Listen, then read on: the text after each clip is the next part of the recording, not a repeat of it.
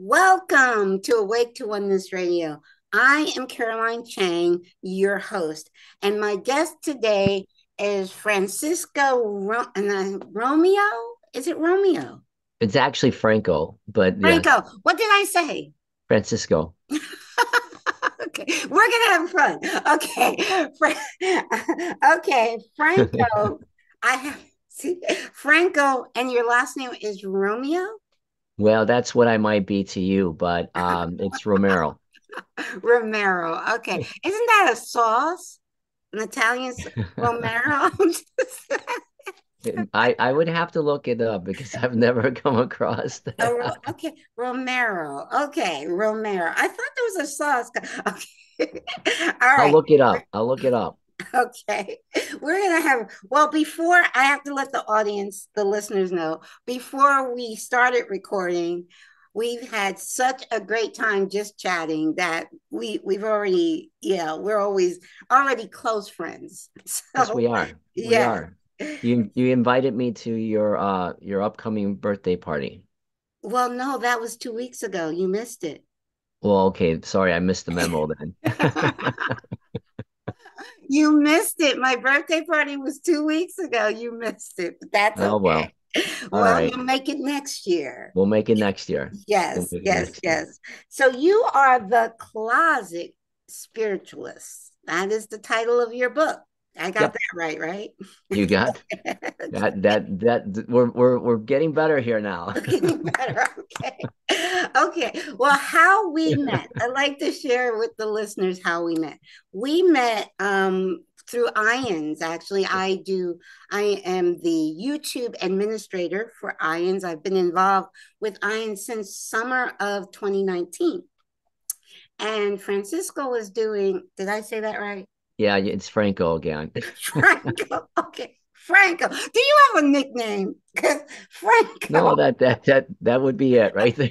Okay, Franco. Okay, I have a godson named Francis. Okay, You could Franco. call me Francis if you like to, but No, Franco, I've got it right. I'm gonna keep it in front of me so I don't say it wrong. I'm bad.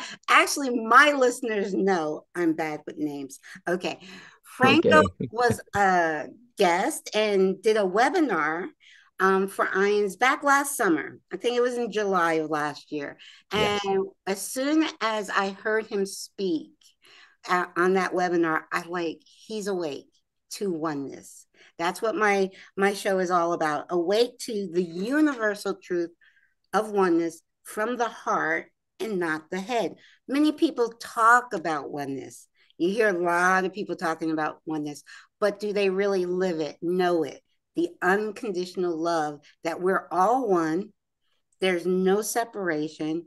And so when I heard Franco speak last summer, I was like, I have to have him on my show as a guest. Yes, we want to make that very clear Yes, that I had to finish that sentence. I had to because finish that thought. because You're early just a few minutes earlier you said I want you and I'm like Carolyn, please, we just met. ah, you're too funny. I love you. I love you. Okay, so please, the title of your book, The Closet Spiritualist. I know people are asking, they want to know. They want to know your journey. They want to know your story. Okay, well, thank you. I really appreciate it, and I love being here, and it's been so much fun talking to you before even this taping. And despite the fact that you called me by a different name 3 times, we do actually know each other well. Yes, Don't. yes. Okay. It's a heart to Don't. heart connection here. There you go. Okay. So, I wrote the book, and I'm actually, it's interesting you asked me that question because I haven't really gotten that question asked a lot in terms of like really tell me the full extent of your story. Yes. Because typically, it usually begins and somewhat it ends with the near-death experience that I had. And but there isn't a lot that goes into what that event did afterwards to my Right. life and how it shaped me later on in terms of how I even got here to where we're Hmm. talking. Right. Um, and so the near-death experience, I'm going to just kind of skim through that one because it's kind of the same kind of storyline. You Right. die, you go into the light, you have all of these great encounters with spirit, Mm-hmm. and then you reluctantly come back into this Mm-hmm. world. Now, I'm doing it a little bit of a disservice, but so I might go back to that a little bit, but Sure. there's pieces to that that are really, really relevant. Right. But what happened um, is a little bit unusual in that, and it's kind of strange to say unusual because we're talking about near death Right. experiences, but I didn't have my near-death experience later on in life. I had it when I was very, very, very young. Okay. And so I didn't even know that I had died because I was that young. Okay. And so later on, when I was in my mid-teens, I started having these visions of myself as a baby going through the process of dying. Okay. And um, I had How these how old were you? How when old? I was a baby. No. How old were you when you had your near death experience? You said you Well, that's what I was gonna say. I was were okay. How I was only actually 6 months old when I had it. So I was a Okay. baby. So I was actually a baby, pretty You were a much. baby. Yes. Okay. Yes. And so that is what makes this a rather unusual experience because I didn't know anything about this, and yet I was experiencing these visions and dreams as though I was actually in the hospital experiencing the death of myself Mm-hmm. at a really, really young age, Right. over and over and over again Mm-hmm. when I was in my mid-teens. Okay. At first, I just assumed they were just dreams that, well, sometimes you have dreams where you repeat them, and not as often as I was having them, but Right. he just kind of ruled it out. He didn't really think much of it. But when it got to be pretty consistent and the way that it was affecting me and the way that I felt, unlike other dreams, I really felt like I was experiencing the event over and over and over again. Mm-hmm. Um, I eventually asked my mother whether I had had any kind of unusual event when I was a baby, and that's when she told me that I had had a near-death experience, and I went or a death experience. She didn't know anything about near-death experiences. She just said you died, and you miraculously came back to life through a series of events that involved her faith and her prayers and whatnot. And um, and so she was really floored by the fact that I had even Remembered. remembered and that Yeah. I remembered in such detail that I remember the people that were in the room, the doctors who were coming in and out. I remember the conversation she had with one of the doctors. I remember the prayers and the praying that she did when she went to the hospital, not the hospital, to the church nearby. Mm-hmm. I knew things that she had never shared with anybody before in great detail. Right. And so she was floored by all that. And back then, nobody talked about this kind of stuff. And she really felt that even though I had come back, if you will, from the dead as a baby, that the real miracle was the fact that I remembered all this stuff. Yes. And Mm-hmm. so she encouraged me to talk about it, but Mm-hmm. there was no way I was going to talk about it. I was only in my mid-teens. I was Right. 15, 16 years old. Um, it was hard enough to kind of make sense of what had happened, Mm-hmm. much less try to talk to people about it. And so I kind of ruled it out. And the reason Right. I also ruled it out was because in my earlier years, when I Mm-hmm. was six, five, six, six, 7, 8, 9, 10, Mm-hmm. those years, I had also experienced another unusual set of events, which was that um, I lived in what I call the hauntings. Mm-hmm. Um, so I lived in a home where there was an extraordinary amount of paranormal activity. Okay. Um, you imagine any of those type of Hollywood movies that in the old ones in particular, when Yeah. with the possession and all that fun stuff, and that basically was my life for 5 or 6 years. Okay. We had possessions, minor possessions of the body to exorcisms, you name it, everything in between. Okay. So I kind of already had a real comfort, if you want to call it that, with Mhm. the paranormal or the supernatural, Right. and so I just because of those events and what resulted from those events, which was in one particular case, my one sibling who did experience some of these paranormal activities Mm-hmm. um, was institutionalized for a while because he spoke about them. So Mm. I was like, no, that's not I going to can't happen do it. with It's me. like, okay, I'll just, No, yeah, I don't want to yeah, happen. Yeah, I'll keep it, no, no, no, just thanks. keep my mouth shut. Um, Yeah. Yeah, so in my teens, after I had that experience with my mom, and after actually, interestingly enough, after I had that conversation with her, I my dreams and visions kind of went away. Ooh. It was as though I had to find the truth of those events by talking to her, but after that, it just kind of faded out. We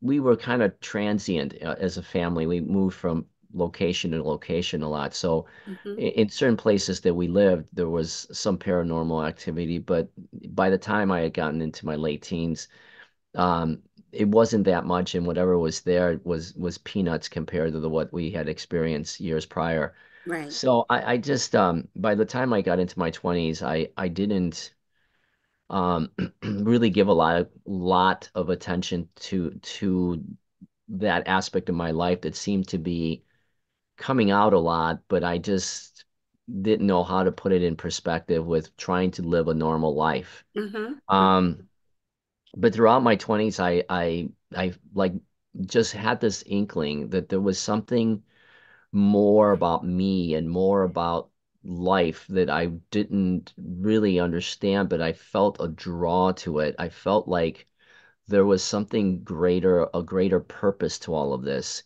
Right. And but I held most of that to myself until I got into my 30s when through a series of events, supernatural events, they're not paranormal.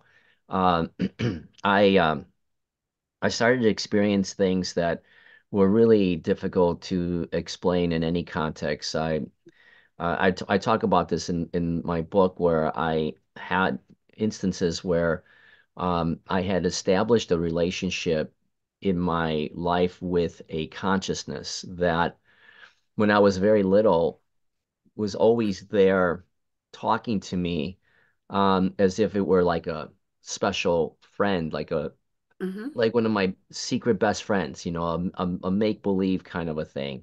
Right. Um, and as I got older, that relationship faded away, and so I just assumed it was an imaginary friend kind of a thing. Right. But that friendship or that voice would always come back in various ways. So I talk about certain instances in the book where I would be like in a restaurant and I'd be striking up a conversation with some random person while I was waiting for friends to show up, and that voice would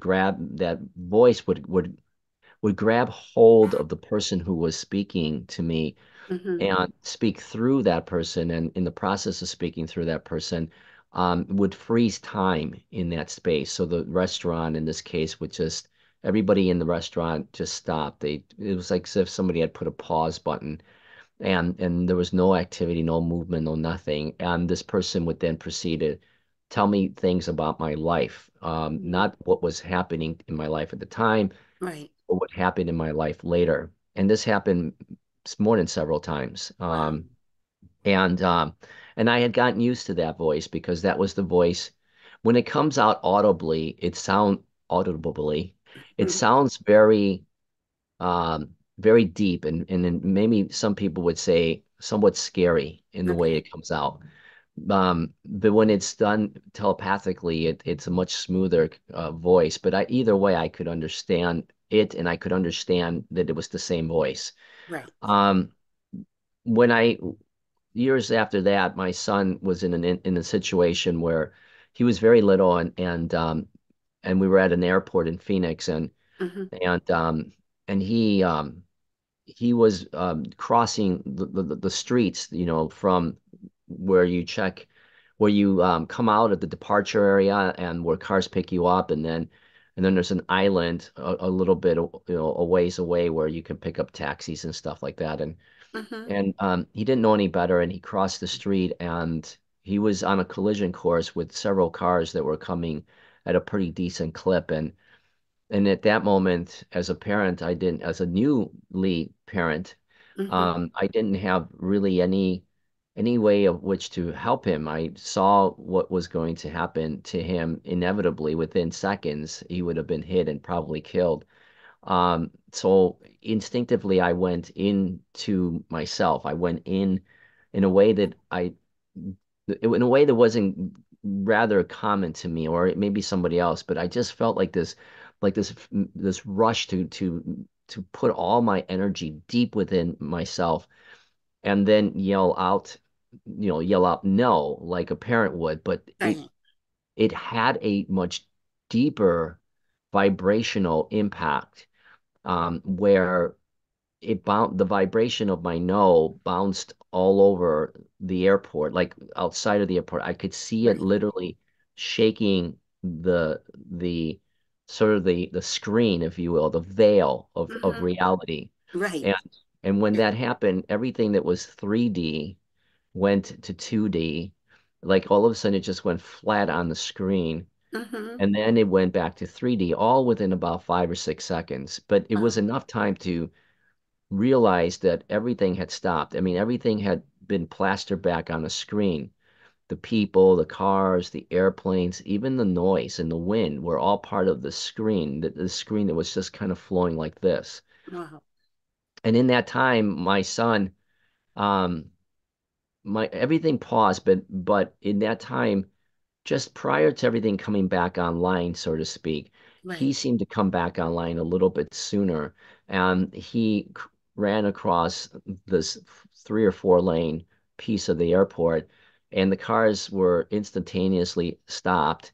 Mhm. And he went and crossed safely, so nothing had happened. And for the longest time after that, I was really affected by first the potential of what had almost happened, but I was Right. just really blown away by the fact that even though I had had somewhat similar experiences in the past, that I was able to create this experience. It was the first time that I was able to create the experience of stopping space and time and seeing this reality in an entirely different way, which back then there wasn't all of these conversations going on in terms of the simulation of reality or any of that. So for me, it was just really mind blowing that I had seen something that nobody else could have seen or had seen before. Right. Um, there were Wow. other series of events in my 30s and early 40s that similarly affected me this way. And eventually,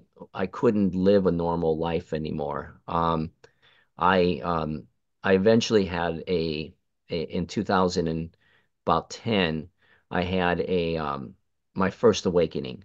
Mhm. And the first awakening was more about like somebody had woken me up, and I started to question all aspects of my reality. I was starting to make more sense of the voice that I was listening to all the bizarre events of my life. I started pulling the pieces together intuitively that there was something greater going on in my life and Right. possibly in the world, and I needed to understand better what that was. And so, and at that time, that awakening took me into just the deepest areas of exploration of who I was as a spiritual being, as a Mhm. being. Right. Um, I I had I had some things happen around that time that led me down a path where I was um I was kind of trying to intermingle that spiritual awakening with what was going on with the world. Right. And because of that, um, I kind of got lost in the message because I started getting too involved in trying to make sense of what was happening in the world. So the first awakening was more about me. It was Mm-hmm. about my purpose. What was it that I was here to do? Why did I have an NDE and all that stuff? Right. But then you fast forward, and by that time I was developing a relationship with this collective. So I was starting to get a lot of downloads or telepathic communications. I was seeing things about the simulation of this reality. Right. I was understanding better what existed outside of this place we call Matrix. Earth or life or Yeah. whatever. Mm-hmm. And and by the time around 2:15 or so, actually, I'll take it back. I went back. It was just about 2:12, and I started misinterpreting a lot of the purpose for why I was having an awakening with some sort of expectation that this awakening was going to affect the world at large in a Mm-hmm. way that it would be good versus evil kind of a thing. Right. And I had a series of encounters with what I would eventually call one of my spiritual masters, and and and and that spiritual being was in the physical, which what I mean by that is that most of my stuff up until then was sort of paranormal like, Right. but this was more physical, and this person was the physical manifestation of a being that some people know as Baba Ji. Okay. And I know. Mm-hmm. that character or that being is referenced in the autobiography of a yogi with Mm-hmm. Paramahansa Yogananda and so on and so forth. But I didn't know this Right. being and who it was until later on. And anyway, I spent some time with this being, and and I and it basically guided me through um, through my first awakening in terms of how to properly look at this whole thing without misconstruing or misrepresenting the whole picture. Mm-hmm. Um, so I went through a process where I was being schooled, if you will, Mm-hmm. to understand how to use all of this information that I was receiving because I was getting a ton Right. of information about who we are and what the purpose of this Earth School Yes. was and Mm-hmm. why are we having these awakenings and why does it seem like there was a mass explosion of them and more coming and all this stuff. And long story made a little bit shorter was is that I didn't do very well in my teachings and the way that I was being shown how to remember. So I Mm-hmm. went through a period where I had to go and sort of figure this out on my own. Okay. And then in 2000, roughly about 2017, I had a second awakening. Um, and um, and at that time, I really began to clearly see the purest purpose for why we are all here right now. Mm-hmm. What the intention is in elevating our consciousness to a new level.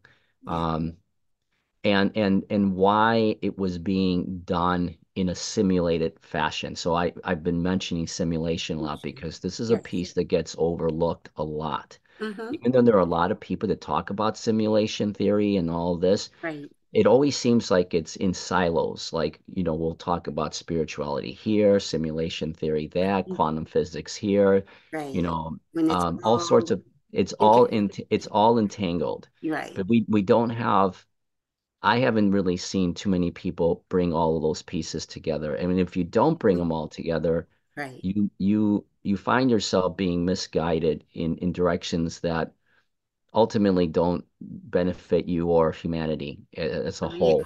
I agree with you.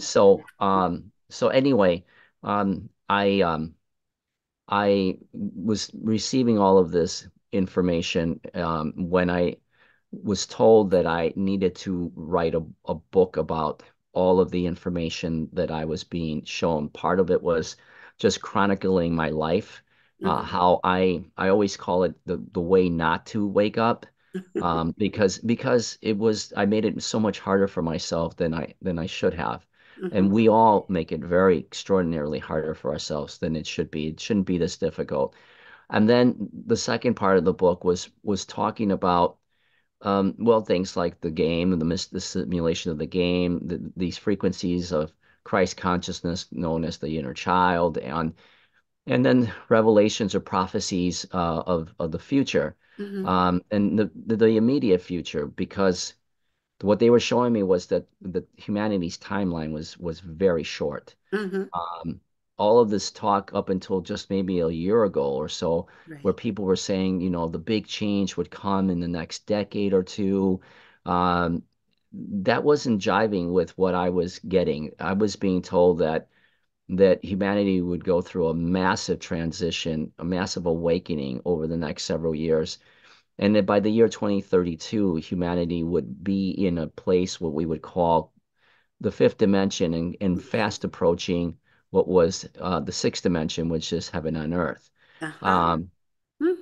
but there would also be a segment of humanity that was sort of going down a different path, which would lead it to its ultimate demise, and that would happen in 2039. So I wrote the book with all of this, and Mm-hmm. without necessarily knowing if anybody was going to read it and appreciate it for whatever it was, but I knew that I had to introduce the consciousness of this timeline and all of these messages that came to me through either my clairvoyant abilities that came out of my near-death experience, or Right. some of the events in my near-death experience that brought back these messages.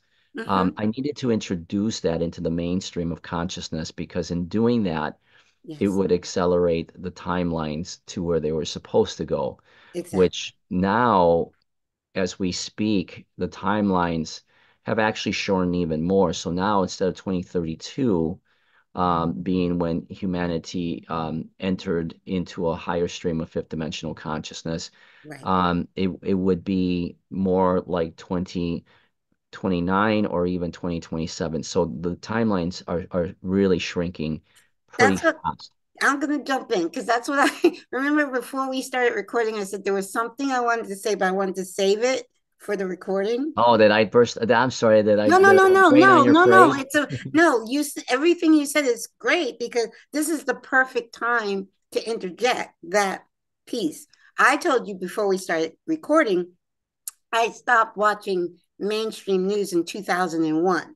Have not watched a second of it because that was a directive from my inner being, my higher self, I say, told me, and I didn't know why. But I only my news is channel messages. I listen to channel messages every day, and I have like I can hear the truth. I know when I'm hearing truth, just like when I first heard you speak. I was like, this guy's awake. Yeah. Okay. So I know and all of the channel messages I've been listening to for the past year or so, maybe two, have been saying that we're on a higher timeline now. We're on, there was like the timeline you wrote about, but now we're even higher than that. You So mean faster? You mean when you say higher, you mean faster, like more yes, accelerated? yes, because the higher we go, the faster we go. That's Yeah. that's how I understand it. Yes. And so basically, just to add a little bit to that, um, I haven't listened to anything on YouTube. Not that I don't recommend it. I'm just saying Right. that I personally don't listen or watch YouTube Yeah, anymore. you've got your own connection. You don't need to. Pretty much. So so Yeah, so yeah, yeah. so the fact that you're telling me this is actually news to me, because I don't know, that others are speaking of a much more accelerated timeline. Hmm. But there's no doubt the original timeline would have introduced six dimensional consciousness to humanity in the year 2032. So humanity would have been well immersed in the fifth dimensional consciousness. Probably at the time, I felt it was going to be 2029. Hmm. But but for sure, it even looked like it could be even sooner in some Mm. aspects. And now for sure, there Yes. are there are 20 in there are fifth dimensional energies Yes. already here that we can tap into. Yes. And so but now it seems to me like fifth dimensional frequencies are going to be here sooner, which Mm-hmm. means that that by 2029 or less, sixth dimensional frequencies will be very possible. And what I mean by sixth dimensional frequencies, because nobody's talking about that, Right. but I will tell you that it will be a discussion in the next year or two. You will see it popping up everywhere. Okay. Um, because sixth dimensional frequencies is heaven. It's this Mm. concept of heaven. Yes. It's a frequency of heaven that will be reuniting itself here on Mm-hmm. earth. Yes. So that's what you get the concept of heaven on earth. Yes. And at that point, when you get to sixth dimensional consciousness, Right. you will experience the full breakdown of the veil. Yes. And that's where as I've mentioned actually this happens in even earlier in the fifth Yes. dimensional consciousness, but we experience in fifth dimension, there is a whole different arrangement that you have with like your body. Your Mm-hmm. body doesn't age. Yes. It doesn't Like need we become, what's we're shifting from carbon based to crystalline. Yes. crystalline. Yes. Yes. Crystalline. Yes. And so when you do that conversion, and it's already happening Yes. with Yes. Yes. many Yes. bodies, Yes. um, that you're setting yourself up with certain codes because everything is coding, Yes. like in a computer algorithmic Right. kind of way. Right. You're setting up the coding in your body so that you can experience these phenomenal new experiences, such as the body not aging, the Yes. body not dying, the body being able to repair itself, Oh, even physically, like if you lose a yes. limb or something like that. Yes. It The can body, regenerate. there'll be no real need for sleeping. There will be no need Food, for not really. eating, Mm-hmm. for any of that. Right. And that's just the body. That doesn't even get into other changes that will happen on the outer world level Mm-hmm. that will go along with it. And so Right. by the time you hit sixth dimension, and none of these dimensions, the fourth dimension, the fifth dimension, and they're not meant to last for thousands of years, not even hundreds of years, not even decades. They're really very short transitional Mm-hmm. periods of energy streams. And so we're jumping from third to fourth, which most people don't even know what that means. Right. But we go from third to fourth, and then from fourth to fifth, and that will happen now it seems like it will be happening Even uh, faster. within a within about 5 to 7 years, and that's a drastic leap. Oh yeah, Um, for sure. to Now, to to now go before, I go just into want what's that? I just wanted to interject now before because we said so much. We had a great conversation before we got recording. But remember, I gave you a date that my higher self told me on March 20th, Yep, yep. 2020, humanity's great awakening has begun. So I got from that moment, I've been in fifth dimension. I left 3D on that date. I was like, okay, I just got the download that humanity's awakening is happening. I am in party mode Mm. and I'm leaving 3D. I'm out of here. So just wanted to tell you that. So that's when I left 3D. I don't know about other people, but I left 3D March 20th, 2020. Well, I commend you because it's a process that um, I have to always remind people I do a fair amount of work with students and whatnot, um, and it's a process that one evolves out of. Yes. Um, 3D, um, 3D is all about the outer world sensory experience, and 4D is an innerness, an inwardness of awareness, what I call remembering. Mm-hmm. Um, and there's a fair amount of 4D remembering that people have to do in order to know what the true purpose of their reality is and of the reality that we call the outside world. Mm-hmm. Um, and when you get beyond that remembering piece, it sets you up for a convergence of knowing who you are as oneness.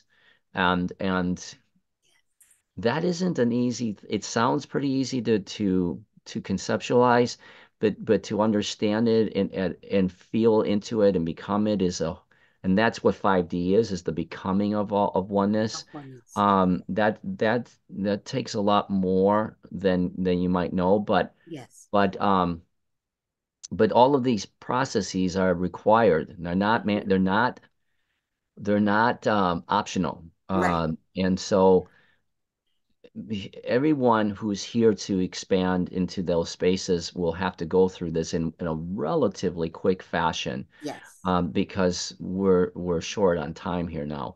Yes. And so that's the good news. The bad Yes. news is that it's a little bit it's because it's a little bit more hastened. It can be very tumultuous for people too.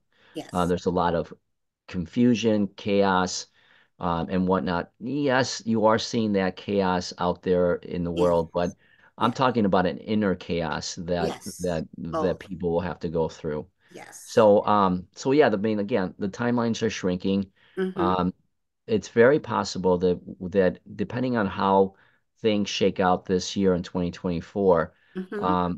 that we would be, from what I have been shown, it sounds like we won't, the most that it can shorten itself down to is 2027, Okay.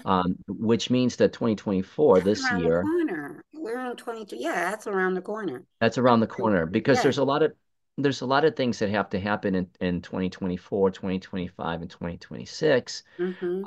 that are going to make it, well, let's just say there's not going to be a dull moment at all between now and then.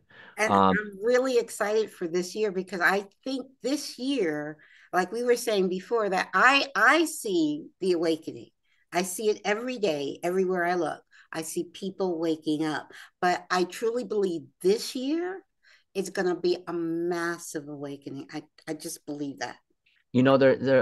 that's funny that you said that because somebody that I know that we both know pretty well, Mm-hmm. um, is really hung up on the word massive because I use that word in one of my IANDS discussions this summer, and so it's been something that he's been stuck with, and interestingly enough, he and others are seeing the same thing. This isn't Again, a year ago, if you would have looked at all the chatter on YouTube and other places, you would see very little that Mm-hmm. would have given you any reason to believe that the shift in consciousness was happening Happening. Yes. anytime soon.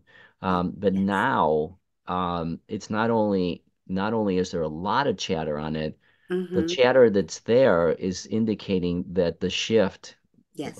is massive, And um, speeding up. Yep. and speeding Mm-hmm. up Yes. and speeding up. Yes. Um, and then there's all sorts of questions about what does that mean? How is Mm-hmm. it possible that things could change? And that gets into the simulation of this Yes. reality, which is a piece that doesn't, you can't selectively choose what you want to see in interpreting your reality. You have to look at all of the picture as much Mm-hmm. as you can to Right. get a better idea of what's going on. So that's where you and I were talking about just Mm-hmm. before we got on, that I I see what's going on a bit differently than what most people will see as they look at what's happening in the outer world Right. and interpreting what is happening or not happening, Mm-hmm. um, with the information that is there.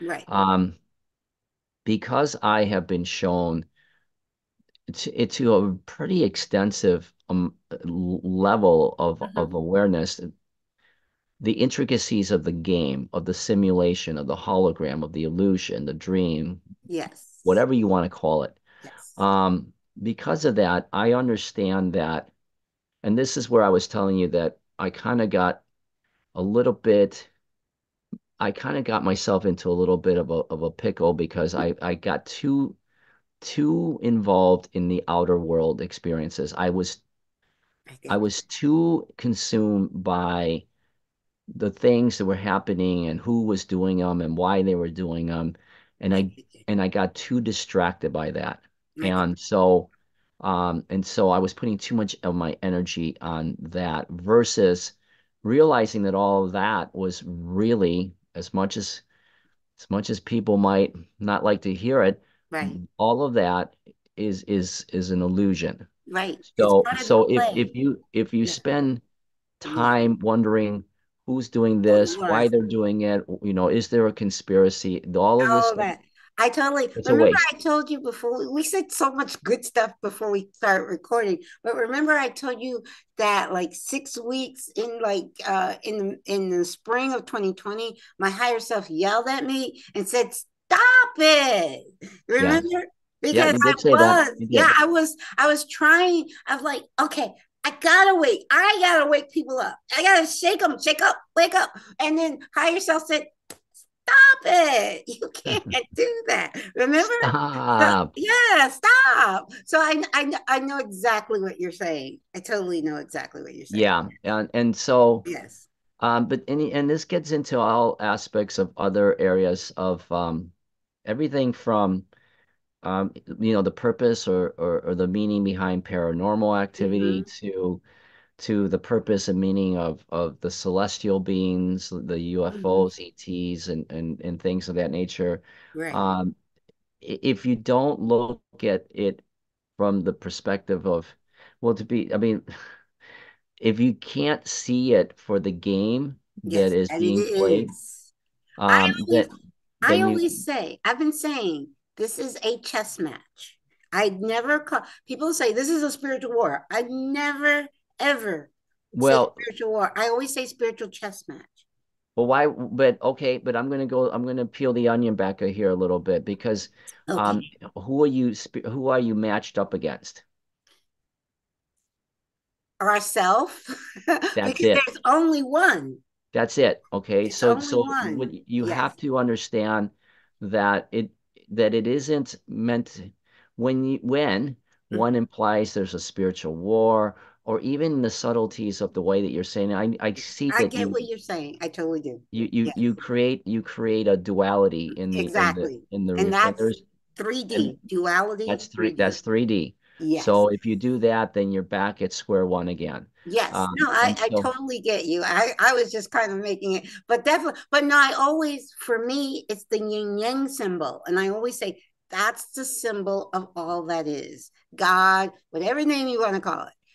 The yin yang, the dark, the light, the shadow, the light is not separate. I always use that image to say, yes, yes, and that's it's just not it. separate. It's not separate, and this gets Yes. back to oneness. Yes.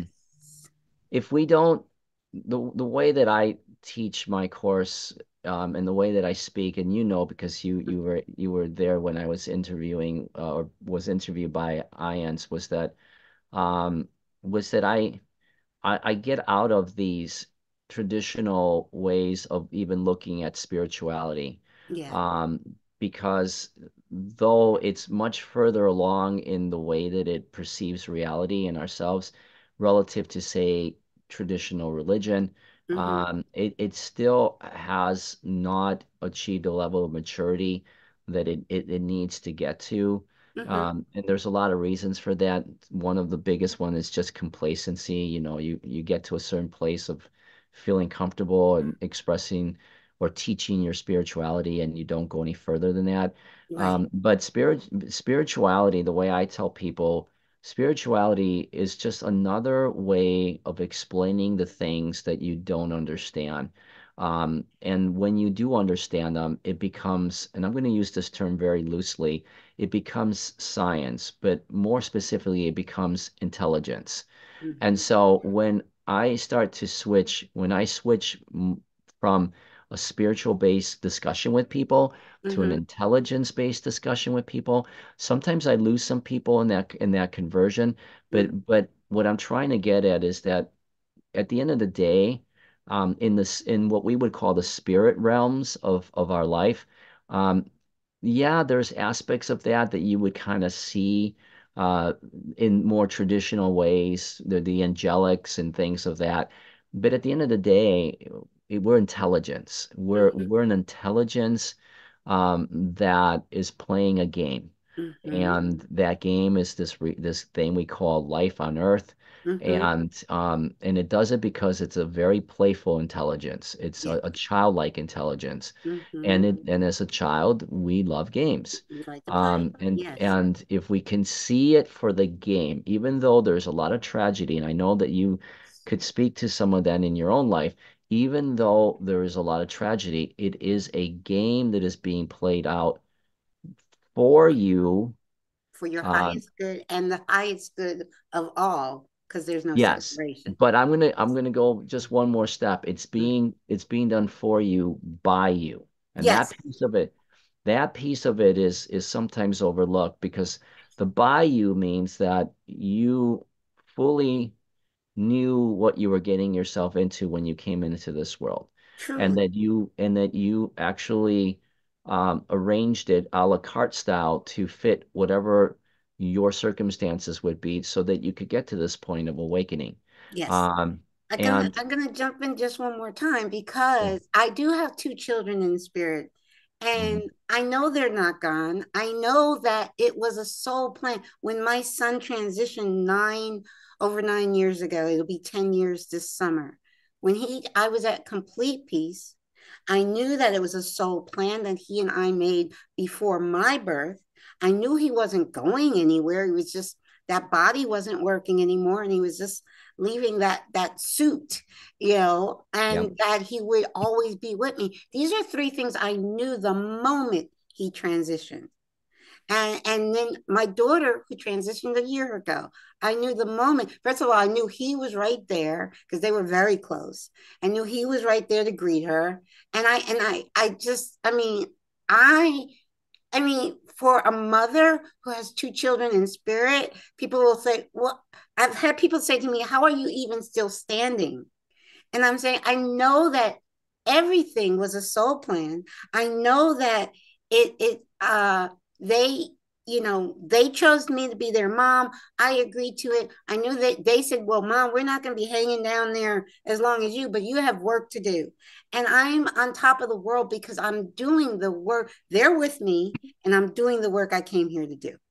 So, yeah, and if again, throwing maybe a slight just a slight, slightly shifted perspective, not much, but just a slightly different perspective is that I've been on shows that speak of that the topic is bereavement, right. and I don't even like that word, but yeah, yeah. fair enough, fair enough. And in those discussions, I explain why people transition when they do, what the purpose is, and I get into even the whole discussion about death in terms of death by suicide, Mm-hmm. and it's not a typical translation that most people are comfortable with, but what I typically say is that people have these arrangements, like you said, um, and ultimately the act of dying, whether it be by accident or by choice, um, is the greatest gift that somebody can give Mm-hmm. to the person who's staying behind. And you go, oh, that seems kind of warped.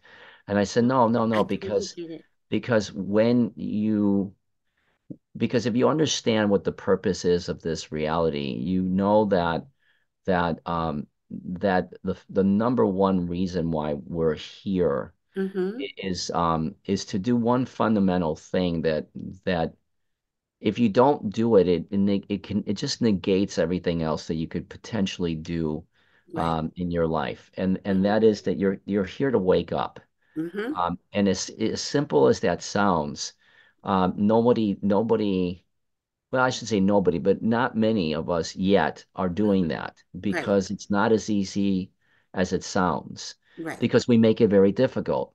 Mm-hmm. And and so what happens is that in many instances, I'm not saying in all those instances, but in many instances, we have arrangements with other soul beings Mm-hmm. that basically say something to along the effect of, you know, if it feels like it's necessary to leave this space, this plane, in Mm-hmm. order to help that person wake up, Right.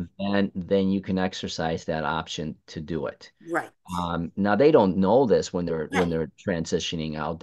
But they have it inside sort of their genetic Right. light being DNA, and they know that there are opportunities for that. So when they do check out like that, when they do transition out, Right. um, they're doing it out of love because they know that ultimately they came here with the understanding that they were going to help, like in your instance, they Right. were going to help you. They were here to help you Yes. wake up, wake Yes. up.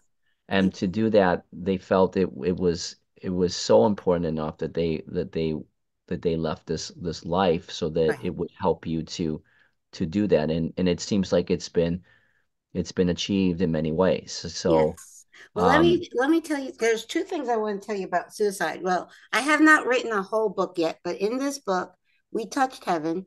I have a chapter in this book. And the title of that chapter is My Miracle on 34th Street. Because my son, I believe that that every soul has more than one exit point.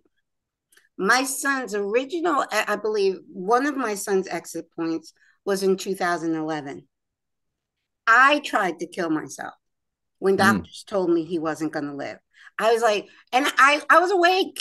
I said, I wrote a suicide. I'm like, I know this is a dream of my own creation. I know everything that's happening. I'm not blaming anybody. I know I am doing this, but I'm getting off the train. I am not burying my son. My son is going to bury me. He needs a new heart. Give him my heart. In the hospital, I wrote a student. I was like, no, I'm not burying my son. That was 2011. My son, obviously I didn't pass. My son pulled himself a week after I tried to kill myself. My son is still on life support. I never gave permission to take him off, so he's still on life support. He pulled himself off life support. He pulled out the ventilator. He pulled out the feeding tube, and his vital signs were perfect. Doctors said it was like he was never even sick. He mm, stayed because he's like, if I go now, she's not going to do what she needs to do. And from it was that miracle in 2011, that miracle when I brought him home, I brought him home on December 30th, 2011, the day before New Year's Eve. I made a promise to God. I said, I don't know what's going to happen tomorrow. He could pass tomorrow. I don't know what's going to happen tomorrow, but I will never, ever, ever, ever, ever stop thanking you for allowing me to bring my son home this time. yeah, So he got ill again in 2014, went back to the same hospital. When he was on the way to the hospital, I was like, I hope I can bring him home. But like I said, when he transitioned, I was at complete peace.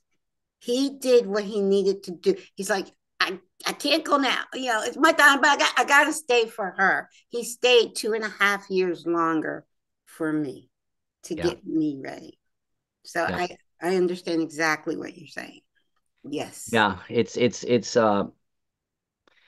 a very from the within the context of the way we're taught to believe all of this. Mm-hmm. It's very your story, the story that I'm painting in general is a rather unusual one.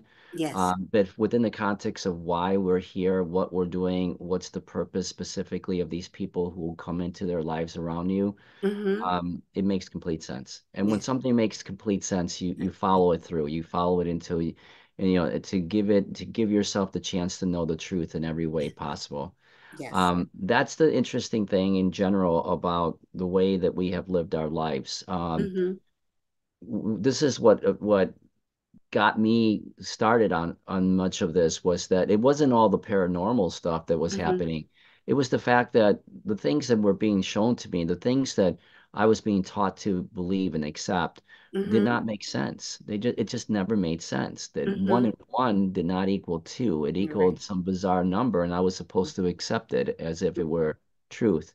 Right. And when you allow yourself to explore inwardly all the questions that you have and to give yourself the grace to experience them from all perspectives, like we Mm-hmm. just talked about, Yes. we just covered quantum physics, we Yeah. covered near-death experiences, we covered Right. suicide death, we Mm-hmm. covered contracts by death. Mm-hmm. They're all part of the equation, Yes. and you need to see them for what they are. Otherwise, you miss pieces of the puzzle that make it harder for you to wake up over time. Right. So anyway, all of this, as you Mm-hmm. know, is happening in a very abbreviated fashion now in this time, Mm-hmm. um, and even to me, it seems to boggle my mind to feel that by let's say 2027, Yeah. um, things could be so drastically different that Different. Yeah. the people in large numbers will be not just waking up, but Mm-hmm. ascending out of this reality. Right. Um, so, Yeah. but But it's very also, possible. other piece to that is its free will. We live in a free will universe. So it's each soul, it's their choice. I do believe that the what we consider Earth right now is on two paths. Those that have chosen to wake up in this lifetime and those that didn't. And this is a soul, you know, it's not a human consciousness decision. It's your soul's decision.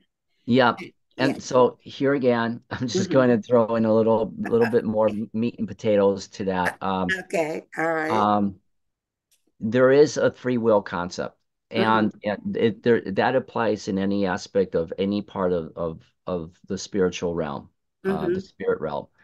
Um, as I wrote in the book, we're not here to we're not here to fail. We're not here to have to redo this school.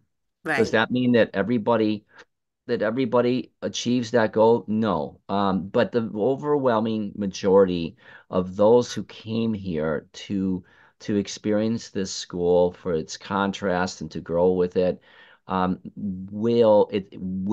let's call it Yeah. graduate. Mm-hmm. It's like any school. You, Mm-hmm. you might have you might have a school of 400 people graduating. There might be a couple that might have to do a summer school or Mm-hmm. some that have to even do the class over again. Right. That number is very small because actually, what we don't realize is that the vast majority of the people on this planet um, Chose to are be not. here right now. What's that? Chose to be here right now Chose to be here right now. Why? because of the Great Awakening. And what's their role in the Great Awakening? Was okay. Now you're the teacher giving me a quiz. Okay. What is every I believe, well, like you said, it's number one to wake up for everybody. That's the That's biggie. That's that's the biggie. that's a biggie. But I also believe we each have a unique piece of the puzzle. But the biggie is to wake up so So we can take care of our unique piece. yes, if we take care of our unique piece, so the vast majority of these people, if you will, are not here to ascend. So I'm going to make that very clear in terms of what that means. Okay. The vast majority of these people will wake up, Okay. but not all of these people are here to ascend. And that gets to what you were saying, that they're here for the party. They're here to provide a role in helping humanity to see that part of humanity that is here to wake up, that is here Mm-hmm. to ascend, to play their role in whatever way they're supposed to help them wake up. But they Okay. themselves aren't here to ascend because they either A, already have ascended in Mm-hmm. another school, in another place, Right. or B, they're not here as anything other than just more like extras that are Right. that are being given a chance to be part of this reality so Mm-hmm. that they can start to experience what it would be like one day for themselves when they get the chance to be in the lead role of their lives. Mm-hmm. Those are typically known as NPCs, which in gaming world is non-performing characters. Okay. Um, and their role is just to be fill-ins. Mm. Okay. And they're on an evolutionary process of consciousness.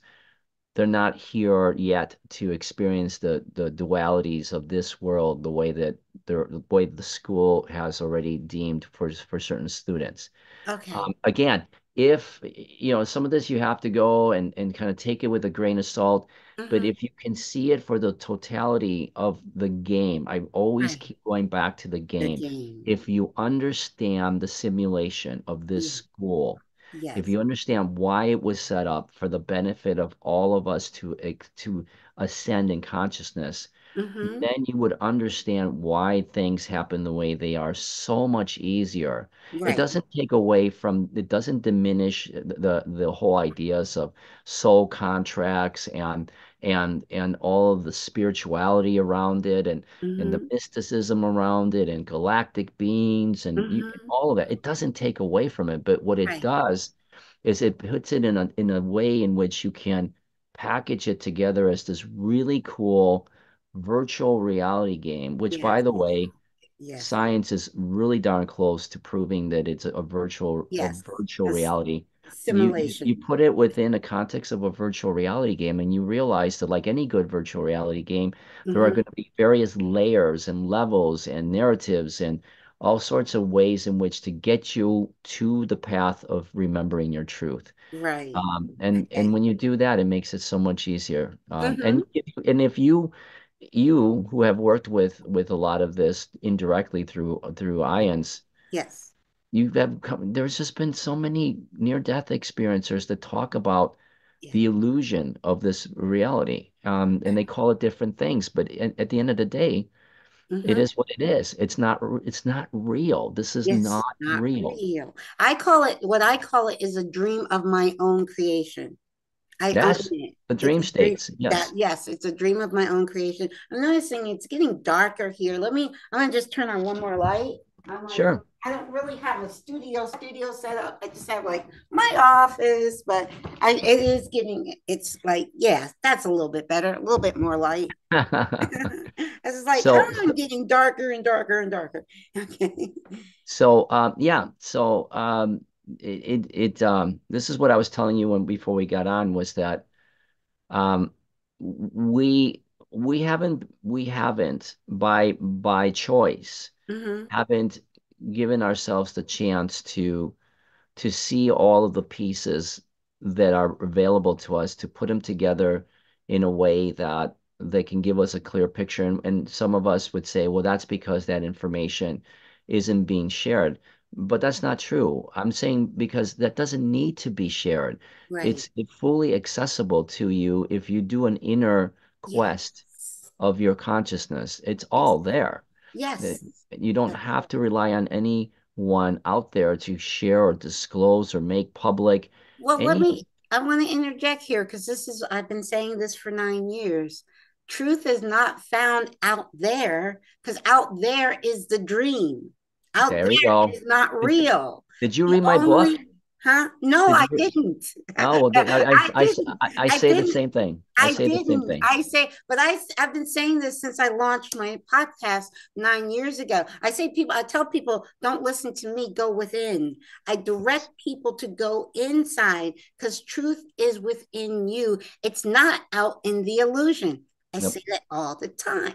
Yeah, and then the deeper you get into that, and the Yes, people always assume that deepness means that you have to get into some sort of yogic type of mentality, really deep spiritual mentality. I mean, you sure if you want to get like that, but the way that it was shown to me is that it's a very playful experience of remembering yes, the simplicity and the joy and the beauty of life and the wonderment of life and the all the stuff that would be typically described as an experience of a child is the way that you start to inwardly remember who you are. And when you do that, all the wisdom, all the intelligence that you have ever sought starts to come in, and you start to get a very pretty clear picture of what is happening. And one of the biggest things that happens is that you start to realize how powerful you are as a divine being.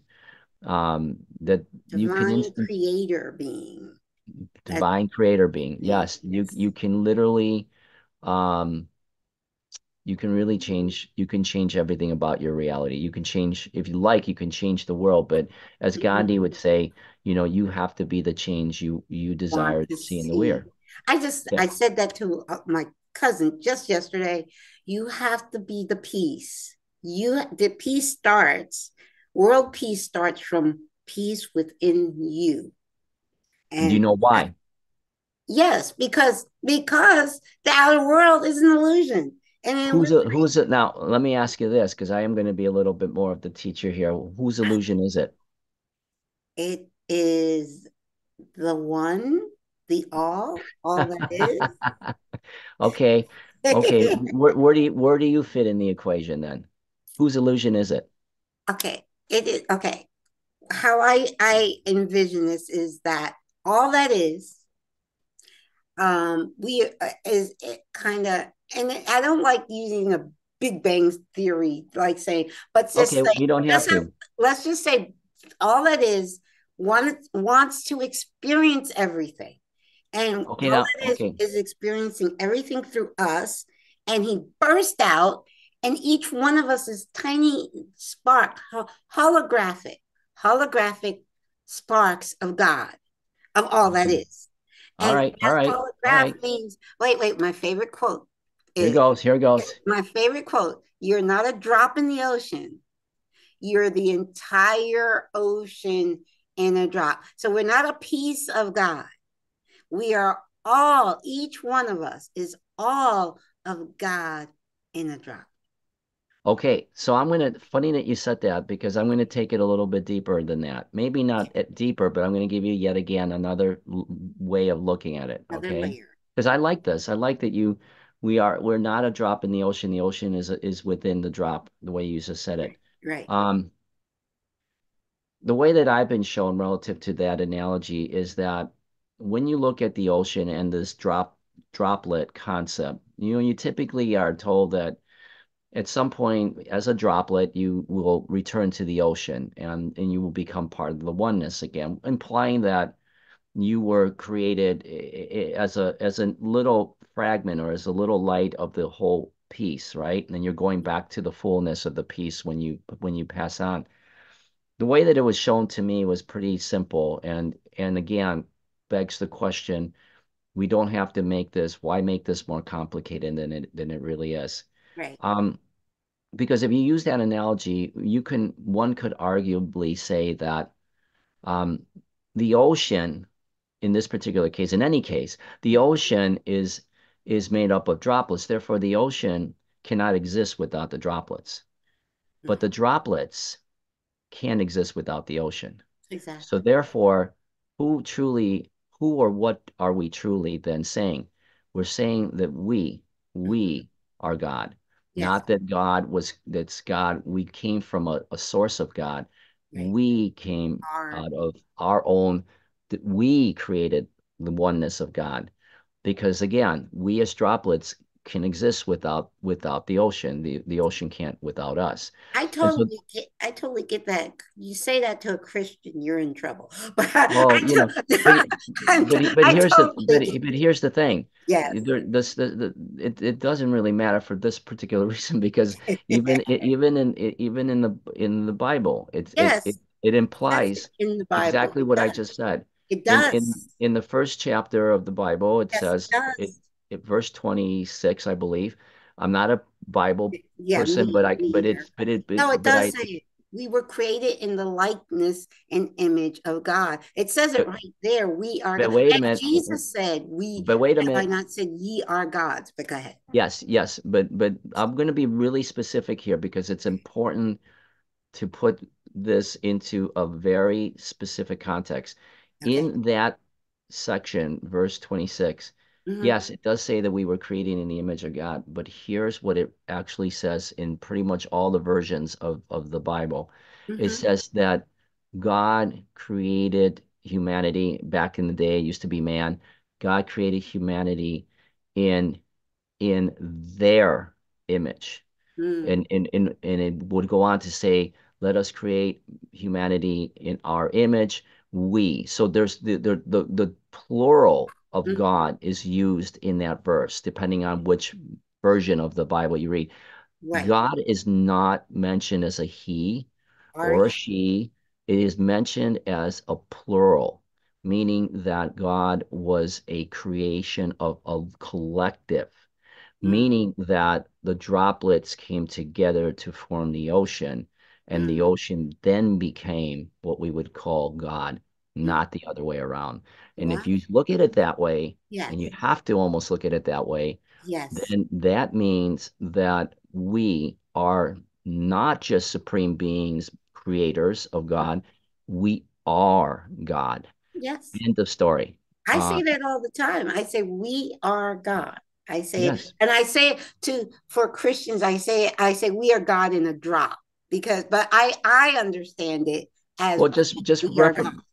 just reference verse Yes. 26, and there's Yeah. nothing that they could say about it because it's clearly stated right there that Mm-hmm. God is a plurality of Mm-hmm. something, and that Right. plurality is It's that us. God is a collective, not an individual being. And that ends the story right there because they don't have any way of Mm-hmm. explaining that. If it Right. was so clear that God was an individual being and Mm-hmm. that we were created from that light, Mm-hmm. then it would clearly say in a document of that magnitude Mm-hmm. that God was a he or a she, and that we were formed in its image, her image, Yes. whatever. But it doesn't. It says, let us make humanity in our image. Mm-hmm. Our, meaning Our. that God is a collective of Mm-hmm. beings. Mm-hmm. And that is an entirely different story because when you do that, then there is no this gets back to the question I asked you. What? Whose reality is this? Or whose dream is it? Or whose illusion is it? God. And the answer is that God. then who is God? God is us. We are God. And more specifically in your reality, who is that? I guess me. There you go. There Okay. you go. And there's big Yes. implications for that.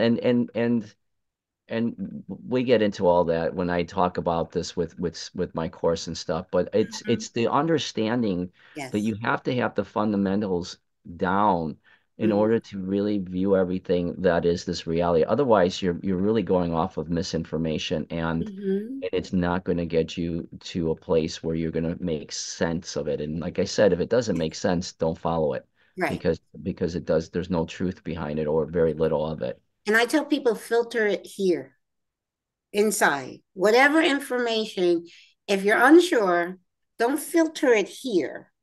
Filter it in the heart. Yeah. That's what I Yeah. say. Yes. Yep. Yes. So there you have it. That's the story, and I'm sticking to it. I love it. I honestly, we're just, and so I knew it just the moment I saw you and heard you was just that okay, he's awake. And I say that because honestly, I listen to a lot of people and I love them, God love them. I love them, God love them. But sometimes I hear their words, but I see the disconnect of their actions. Yeah. Yeah. And so I'm like, okay. But Yeah. I felt with you. No, I must have him on the show. I have Well, to. thank you. I appreciate it. Thank you for having me on This your is show, and happy great. to be on it in the future. Yes. Oh, great. Definitely. Now, where are you located? Because it doesn't look like it's getting dark where you're at. No, that's just my glow. Oh, that. I'm just glowing.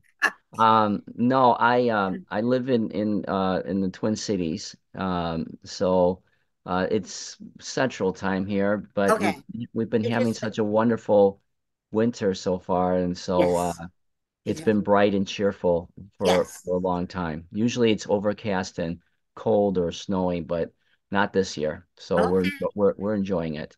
Well, I'm But in Pocono Mountains. On the East Coast in northeastern. Most people, everybody heard of the Pocono Mountain. A lot of people don't know. A lot of people think I'm in upstate New York.